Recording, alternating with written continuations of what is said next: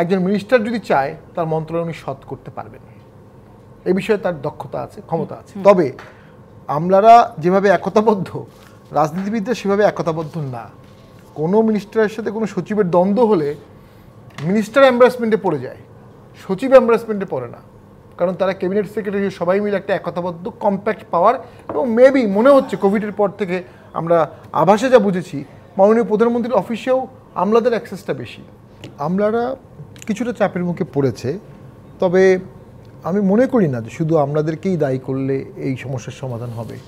এটা একটা holistic problem, রাষ্ট্রের ফান্ডামেন্টাল স্ট্রাকচারে আঘাত পড়ে গেছে। রাষ্ট্রটা কী স্ট্রাকচারে ছিল?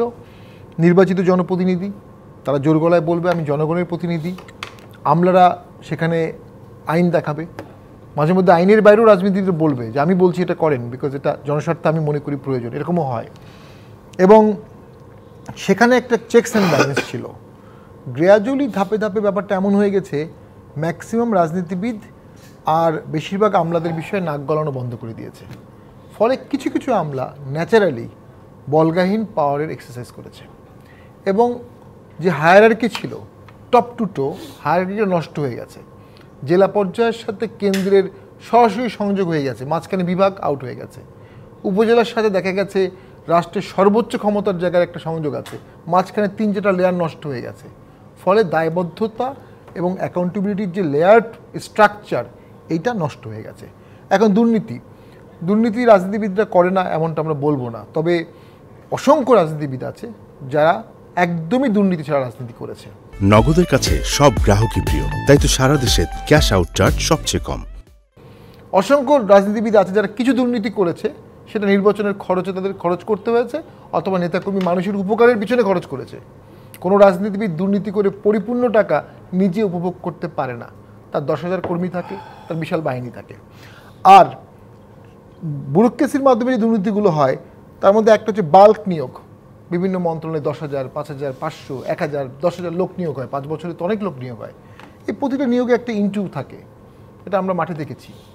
এই ইন্টুটা ভাগ হয় টপ টু টো, এখান থেকে বিশাল টাকা কিছু কিছু লোক অসম্ভব সৎ ক্ষমতা দক্ষ আমলা আমাদের আছে, বাট অনেকে দুর্নীতি করে। আর কি প্রজেক্ট হওয়ার আগেই নাকি প্রজেক্টের জন্য স্পিড মানি এই সেই বিভিন্ন জায়গায় বাড়ি টাড়ি কেনা হয়ে যায়, প্রজেক্ট কস্ট থাকে এবং বাড়িয়ে দেওয়া হয় পরে, ওখানেও একটা দুর্নীতির সুযোগ থাকে। ট্রান্সফার প্রমোশনে একটা দুর্নীতি হয়। আর নতুন একটা দুর্নীতির খাত শুরু হয়েছে, যেটা খুবই দুঃখজনক।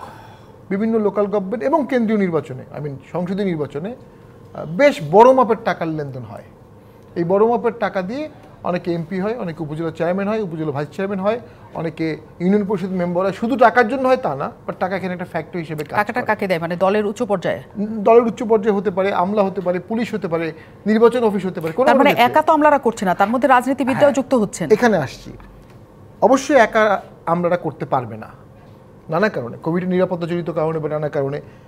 এই সমস্ত কারণে আস্তে আস্তে যেটা হয়েছে, ক্ষমতাটা শিফট হয়ে গেছে আমলায়। যদি ক্ষমতা শিফট হয় আমলায়, তাহলে ক্ষমতার সাথে সম্পর্কিত দুর্নীতি যেটা আছে সেটাও শিফট হয়ে চলে গেছে আমলায়। যেটা আমাদের ট্রেডিশনাল যে স্টিল ফ্রেম ব্যুরোক্রেসি ছিল, সততা, দক্ষতা, আমরা দেখেছি ছোটোবেলায় মুড়ি খেতেন ডিসিরা সকালে নাস্তা, আমি দেখেছি ম্যাজিস্ট্রেট মুড়ি খেয়ে সকালে নাস্তা করছে, আমাদের চোখের সামনে দেখা। সেই ক্যারেক্টারটা থাকছে না।